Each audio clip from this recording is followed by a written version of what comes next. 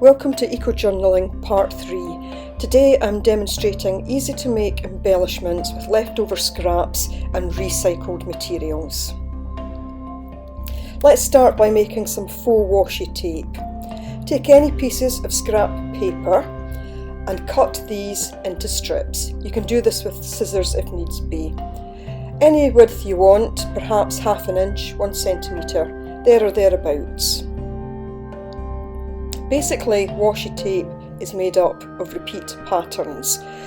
So once I have my strips, what I then do is to take an old black Sharpie that I already have, and also a white pen just for some highlights, and just start to decorate the tape. Just a repeat pattern going all the way down it. I'm not bothering to be too precise about it, I really just want to get something down that's going to look interesting. If you have some double-sided tape, then what you can then do is stick it onto the back of the washi tape. But if you don't have that, that's no problem. Some glue, when you come to use it, is all that you need. And here are some that I'd already made. I like to keep a small stock of these on hand to use whenever I need them.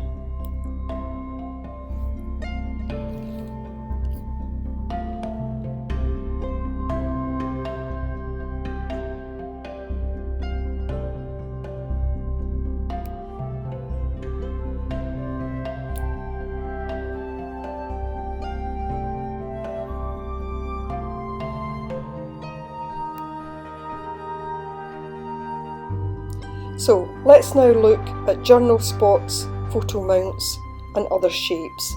Basically take any scraps of paper again. You can cut them to any shape you want. These first couple I'm just doing as kind of squares, I'm not being too precise about them. And then just starting to put some decoration on it. You can be as elaborate or as simple as you want with the decoration. And of course you can, when you come to use them, add more decoration to it if you want. And again, it's just quite useful having a few of these so that if you're journaling, especially if you're away somewhere, perhaps on holiday, you can take a few of these with you and just draw on them as you require. This really is a good way to use up any scraps that you have just to make them interesting. And those little bits that are left, well, those can be used as well. Let's now look at tags. Now, you could take some clothes tags, some tags that already came on items of clothing, and simply paint over and decorate those. What I'm doing though is to take an old biscuit box, and I'm just going to cut a couple of rectangles off and make these into tags. So just cutting it into a rough tag shape. You could use a hole punch if you wanted to make a hole at the top. I didn't have one to hand, so I've just left it for the time being. What I'm now doing is just taking a couple of paints and just trying to get this one to a kind of neutral craft paper type colour. But really you can make them whatever colour you want. You can also decorate the back of the tags, and if you do that, if it's shiny paper, as is sometimes the case with these boxes, you may actually need a couple of coats. So what I'm doing now is to use some of the stamps that I showed you in the previous video, and just using those to decorate the tags. And I simply go round the edges using either a cotton bud or my finger, just to put some black paint round the edges, and that just helps them stand out a bit.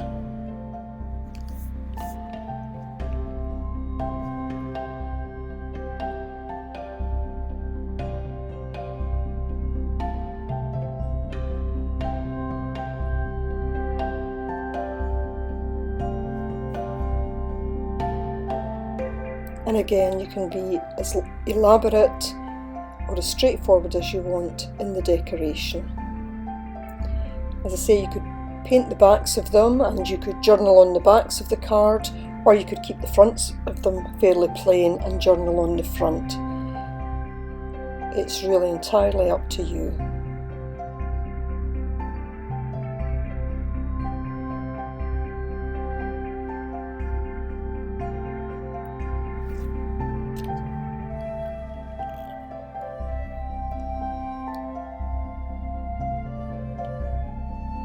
And there we go, 2 tags very quickly. Let's now look at stamping some tissue paper. I think this just came with a gift at Christmas time, and all I'm doing now is taking my bubble wrap and using an old ink pad and really just going over that, and then just using again some of the recycled materials and just stamping with those. And this gives a really nice effect, and again this can be used on journal pages, or in fact you could use this to repackage gifts if you wanted.